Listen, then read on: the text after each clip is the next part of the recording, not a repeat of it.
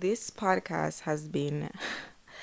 I don't even want to know if I want to call this a podcast because I don't know if it will be on podcast. What do you call it? Platforms, but it will definitely be on YouTube. So it's supposed to be a podcast style and everything. And I've like maybe for before the pandemic, before 2020, I released a video that was supposed to be, an idea for let's no talk too much, which is basically a podcast where I talk too much about different things and different topics and things like that. It didn't manifest how it was supposed to manifest, but here we are with something else called Bloom 25. And what is Bloom 25 really? So Bloom 25 is basically a limited series where I will be talking about different topics that, I think we should be talking about and the lessons that I've learned in the 25 years of life. First of all, let me wish myself a happy birthday because it is my birthday today that you are watching this, November 13th. And yes, this was the theme, Bloom 25, Bloom meaning growth. You were I rather thought of it in the terms of, I was going through a season where, or I've been through a season where I was planted. I took root and now I'm blooming and I'm blooming for my 25th year of life. And I thought, why not bring a limited series to you all about the lessons that I've learned, the challenges that I've been through, how I navigate adulthood. And it's a limited series because there's so much or so yeah, so much you can talk about. And depending on how this does, we could make it into something else. But for now, Bloom 25 is just a limited series, and it's just me telling you like how to navigate adulthood. I don't have all the answers, though. I'm gonna be real with you. I don't have all the answers. I don't think I'll ever have all the answers, but it's just how I have been going through life, how I have been, just challenging myself to be the best version of myself. I started this thing in January of 2022, becoming that girl. We all aspire to be a specific person, and that girl trend was going around. But the thing about it becoming that girl, it's that you have to decide what that girl or that guy is for you. The trap that we sometimes fall into is that we allow ourselves to compare ourselves to others and their views of what it is that you should be aspiring in life.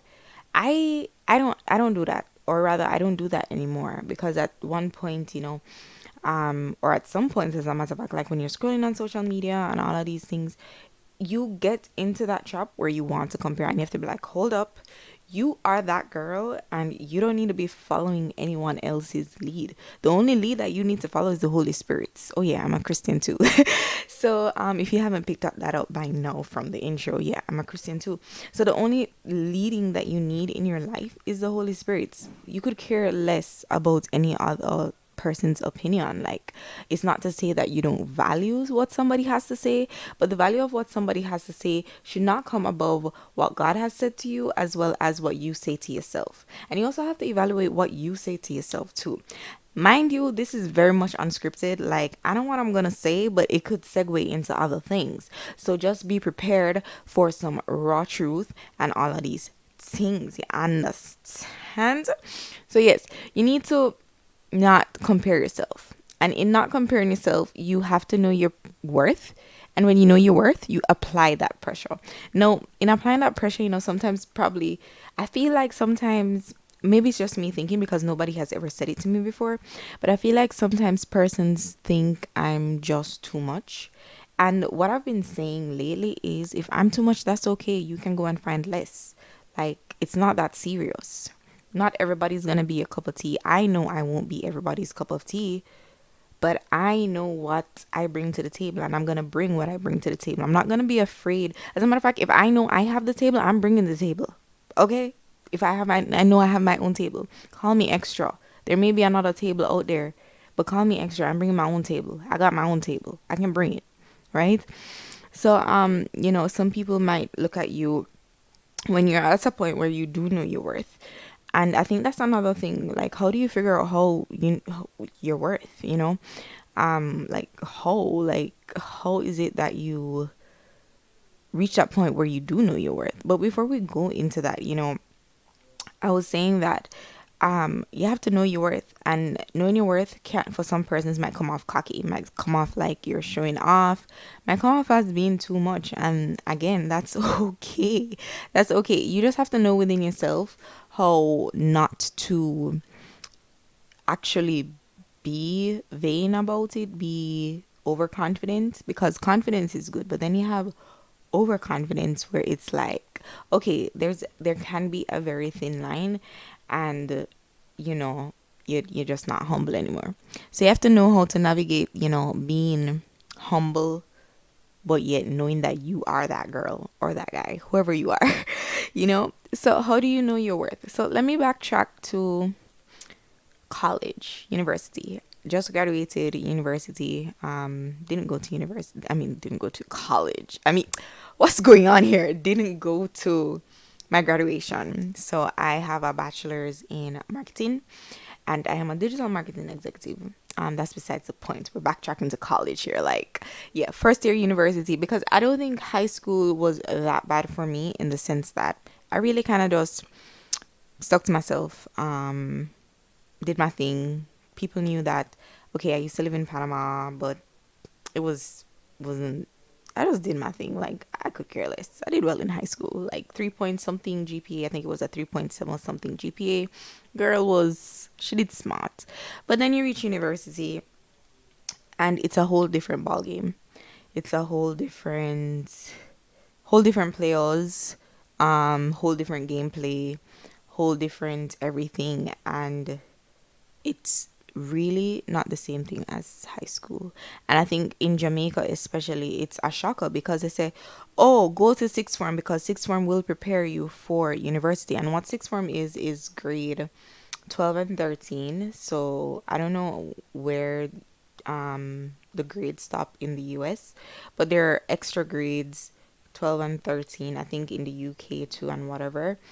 And basically it's supposed to be preparing you for university with basically pre-college courses. Sometimes even the courses that you do, those pre-college courses, you can get exemptions for doing other courses in university. So it's supposedly supposed to prepare you for university.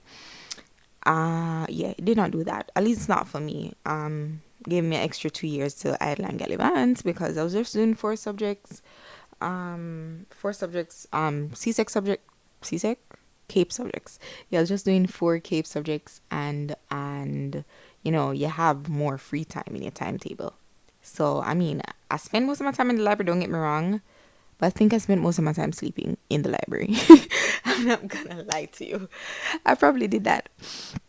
So anyways, so I basically did well for CAPE, went to university, and this was where the challenge was. I was a pharmacy student. So like, how do you go from being a pharmacy student to being a marketing student? Girl, child, let me tell you, it was more of a case of, again, not knowing who I was, not knowing my worth, not knowing what I really wanted. So yes, I did sciences and all of them things, but those weren't the things that I wanted to do. I actually wanted to do marketing. I specifically digital marketing, but university doesn't teach you digital marketing at all. I have not done a digital marketing course. Everything I've learned, internet, YouTube, first-hand experience. So yeah, switched to marketing. But aside from that, with knowing your worth, I went to university with, you know, the mindset that I had in high school. And I realized that everyone, after a while, like, one, everyone wasn't my friend. Yes, you can have acquaintances and people like that, but everyone wasn't my friend. And so in pharmacy school, I knew people. I knew a lot of people. I knew a lot of social media influencers. I hung out with them, and it was cool and all of that, and fine and dandy.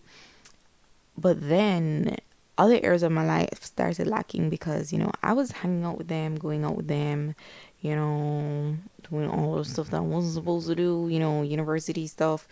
um and when I finally hit the fan, no, I realized that, okay, this is not the life I want to be living, because it's almost as if I was living a double life, because as I said, I'm a Christian. So the thing is, you don't, when you're a Christian and you're living a double life, it's a burden. It's a lot. It's crazy. It's honestly crazy out there, and it messes with you mentally. And when you're messed with mentally, especially in that capacity, university capacity, like you're drawn all over the place. There's no sense of direction. Like literally, it made me sick. You understand? So what got me to that point was of knowing my worth, was I literally be like, God, I'm over this. I'm tired of this. Um, I'm I honestly can't be this person. I honestly can't.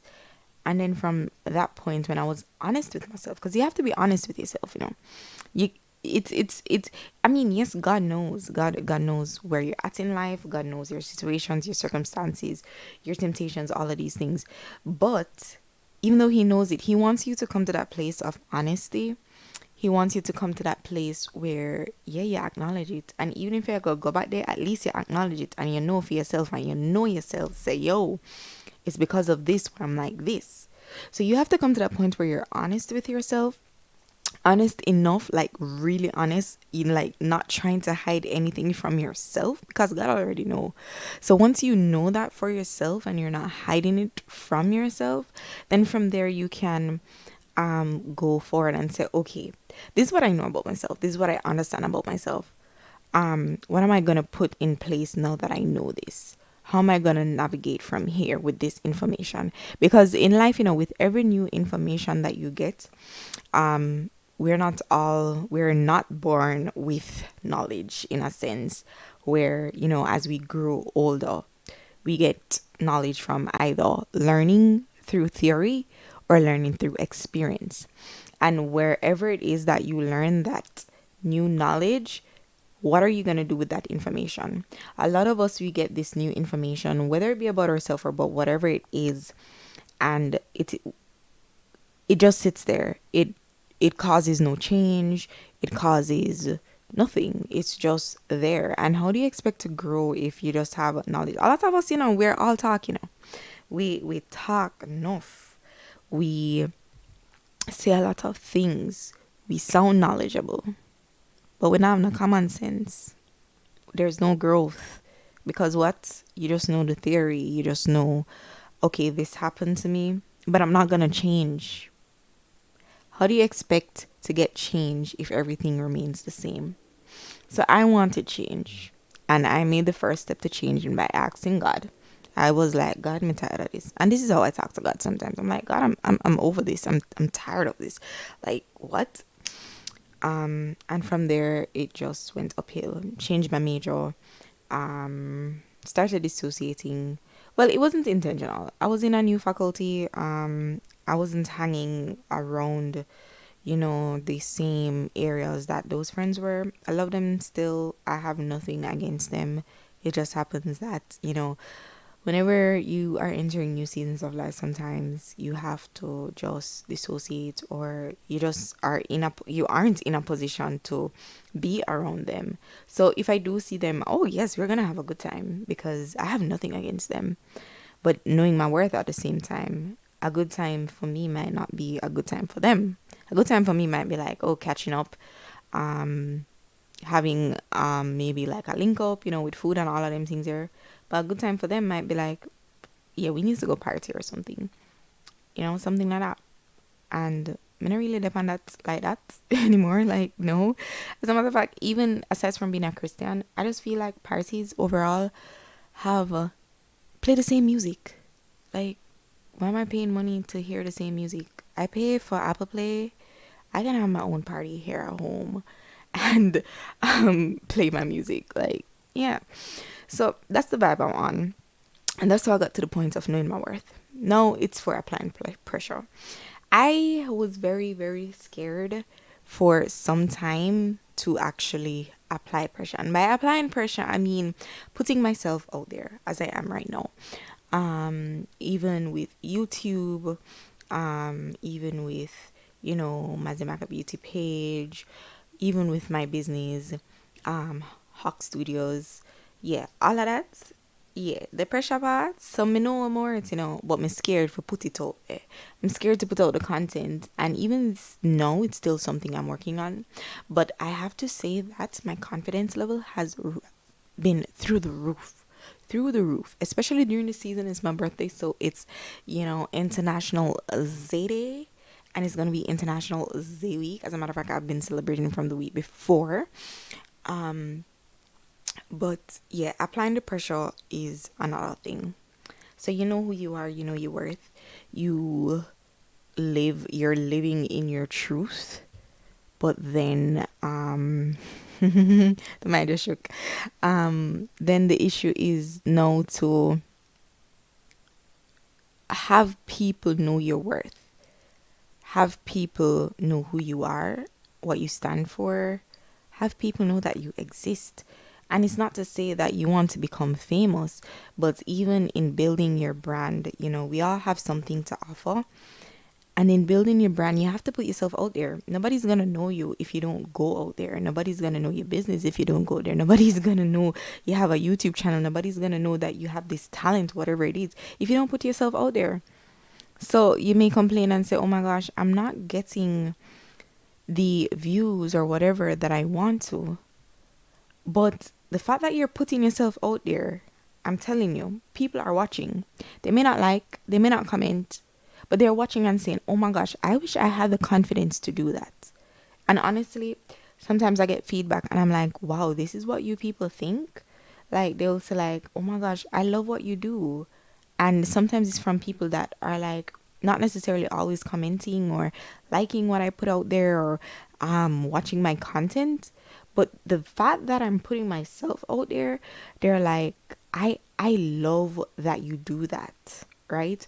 And you also have to realize that in applying pressure, especially in, so for example, if you're a YouTuber or if you aspire to be a YouTuber or a content creator, not everything that you create is for everybody. So it may not resonate with somebody, it may look nice and everything, but it may not resonate with everybody, and that's okay. It's about you finding your people, your corner, your tribe, the people that rock for you, the people that will go hard for you. And sometimes that may just be 5 people. But those 5 people, you know what they're gonna do? They're gonna eventually tell another maybe 5 people, and the community is going to grow, because then you find people who appreciate what you're putting out there, appreciate the pressure you're putting out there, the confidence that you're exuding, and they just want to be a part of your tribe. Why do you think that Terry Carell is so influential, right? She is herself, and she applies pressure as herself, not as anybody else. And I would want to believe that she what do you call it? She doesn't really care in the sense that, I mean, she does care about her audience because she is a brand. We all are brands, as a matter of fact. She doesn't care that, you know, what she's putting out there may not resonate with everybody. She just wants what she puts out there to be of good quality, of excellence, to even resonate with one person. And that's literally, I would want to think that's how she thinks, because that's what I'm getting from her, right? Honestly, I love all her content. So yeah, you know your worth, but are you applying the pressure? You know your worth, but do people know it? You know your worth, but are you sleeping on your worth? Because as I say, with the knowledge thing, we can know things and not act on it. And what sense does that make? A lot of people know the Bible, but they don't apply it to their lives. They don't. Like, be real. Let's be real. They don't. They know the Bible. Knowing the Bible and actually, living out the word are two different things. Two completely different things. And sometimes, sometimes what I realize too, some people that don't know the Bible as much as somebody who knows the Bible, sometimes they end up living out the Bible more than somebody who knows the Bible. It's crazy. They should go hand in hand though. But it's a crazy situation. So my parents though have always preached that, there's greatness within me. And I think in recent moments I've been living that out, in the sense that they've always said, you are someone who's great, and it's not something that I think they want me to be vain about or cocky about or them things there.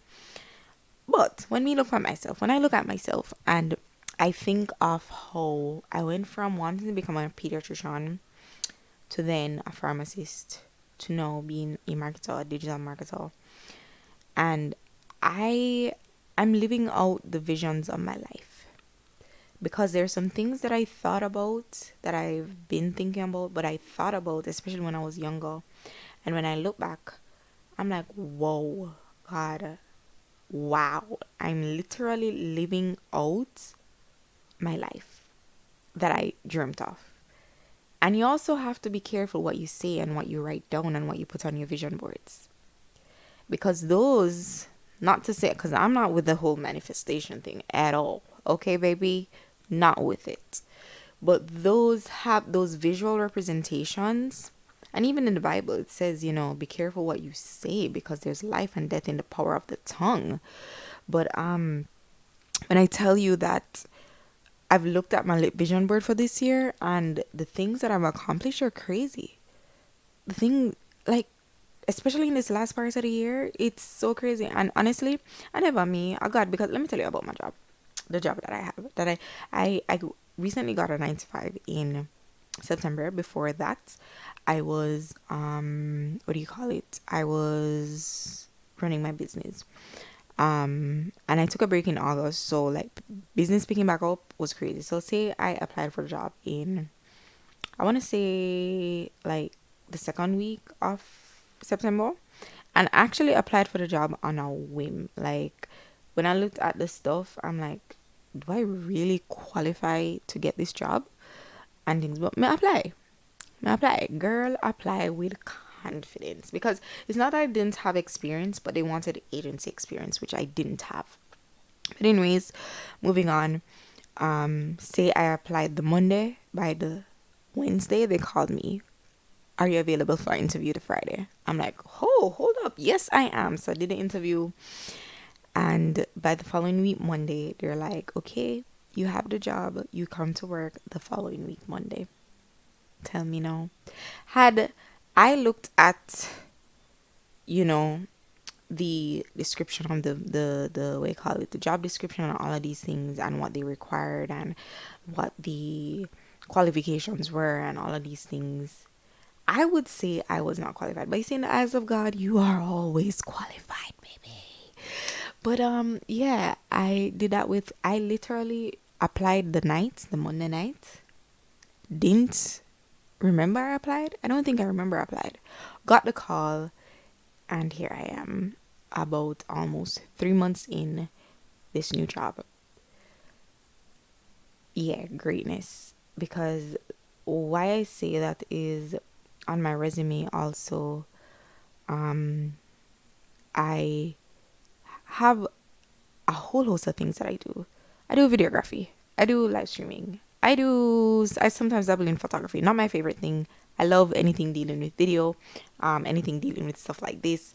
I put all of that experience. I volunteered a lot with these things. And I think my volunteerism was really what pushed me to be able to get this job as well, because I was doing it, doing it, doing it, doing it. And I had no complaints. I have no complaints even to this day. I'm on a lot of volunteering committees and things like that where, I'm not getting paid to do this. And if you know anything about digital marketing, anything with social media management and things like that, is that it's a lot of work. It is a lot of work. And it doesn't work unless you work. Social media, especially marketing, social media management, doesn't work unless you put in the work.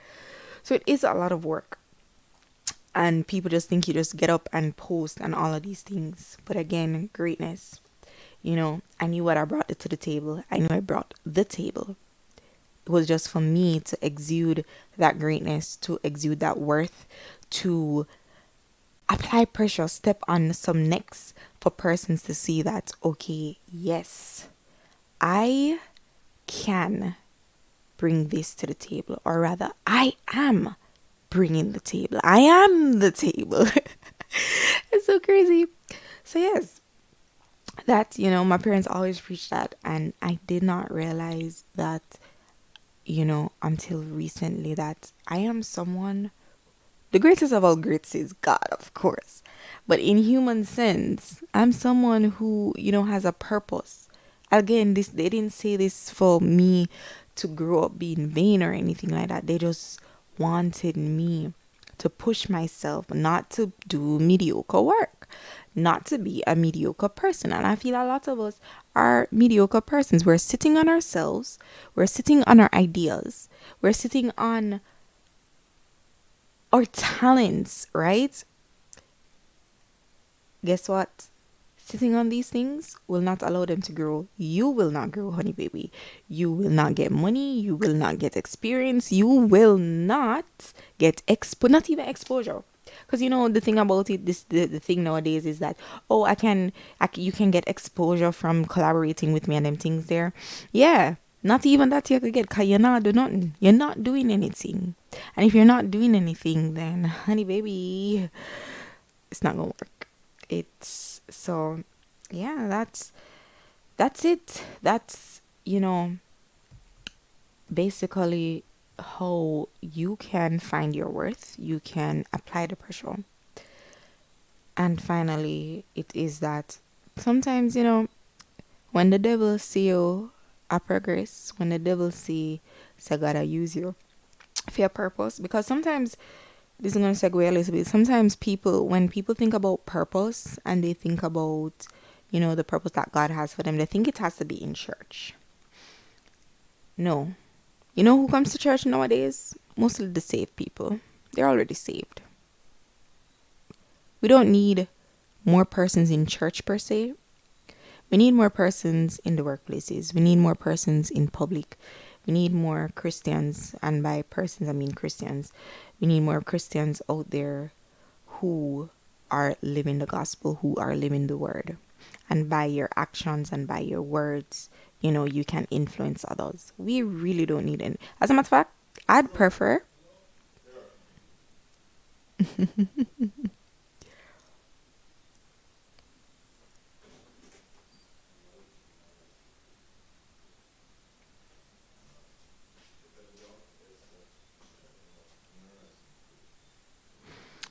As a matter of fact, it would be cooler if churches were empty, in the sense that not people staying home and things like that, but we're out there in the field doing what we need to do for God. But back to the main point. You can't kill purpose. So in 2020, I met into a really horrible accident. Actually, have the video here on YouTube, where I was telling the story. But long story short, if you don't want to go back to that video because you're just here for the series, I was driving to go and pick up food, and this was after like a huge turning point, because I think my turning point started in 2018, 2019, and I was just getting better and better. I was serving God more and these things like that. And then I met into this accident where the car hydroplaned, hit a banking, and it flipped 3 times. The car flipped 3 times. Came out without a scratch. Came out without injuries. Who could I say but God? It was only God. So then, fast forward to this month. This month? No. Yeah. No. Yeah. October. Yes. Fast forward to October, the last Saturday in October, which was week before last week. Was it week before last week? No, it was last week. No, week before last week, because you're watching this on my birthday, so it's week before last week. So fast forward to that last Saturday, and well, if you're watching this on my birthday, that is, it would have been week before last week, but 2 weeks ago. Yeah, the devil don't want me to talk about this. See me at you no? I ain't got no water. Girl's thirsty. But you can't kill purpose. Water break.